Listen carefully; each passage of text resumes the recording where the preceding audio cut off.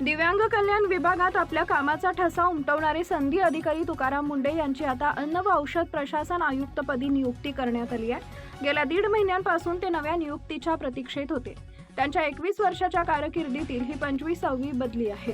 तडफदार व mister clean अधिकारी म्हणून ख्याती असलेल्या तुकाराम मुंडे यांनी दिव्यांग कल्याण विभागात अत्यंत आव्हानात्मक कामगिरी करत राहिले, त्यामुळे ते सतत चर्चेत होते। त्यामुळे आता अन्न औषध प्रशासन विभागातही त्यांच्या कार्यावर सर्वांचं लक्ष असणार आहे।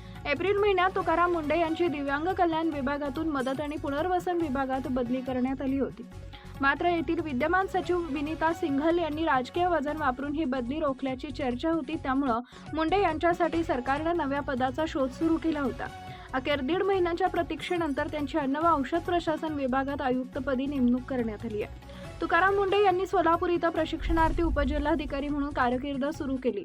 त्यानंतर देगलूर उपविभागीय अधिकारी, नागपूर जिल्हा परिषदेचे मुख्य कार्यकारी अधिकारी, आदिवासी विकास विभागाचे आयुक्त, जालना व सोलापूरचे जिल्हाधिकारी तसेच नवी मुंबई, नाशिक आणि नागपूर महानगरपालिकांचे आयुक्त अशी अनेक महत्त्वाची पदं त्यांनी सांभाळली। मुंडे यांनी ज्या ठिकाणी काम केलं तिथं कठोर प्रशासन नियमांची काटेकोर अंमलबजावणी आणि भ्रष्टाचाराविरोधातील भूमिकेमुळे ते नेहमीच चर्चेत राहिले।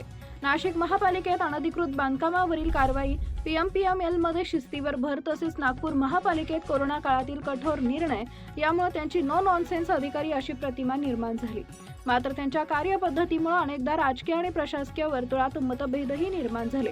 त्यामुळे त्यांच्या वारंवार होणाऱ्या बदल्यांमागे राजकीय दबाव असल्याची चर्चा वेळोवेळी रंगत आली। समर्थकांच्या मते प्रामाणिक आणि तडफदार अधिकाऱ्याला स्थिरपणे काम करू दिलं नाही, तर विरोधकांच्या मते त्यांच्या कठोर आणि संघर्षात्मक शैलीमुळे प्रशासनात समन्वयाचा अभाव निर्माण होत होता।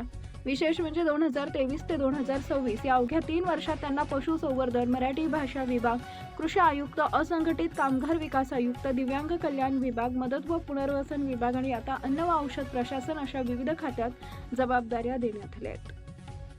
लाईक करा, शेअर करा, सबस्क्राईब करा आणि बेल आयकॉन प्रेस करा।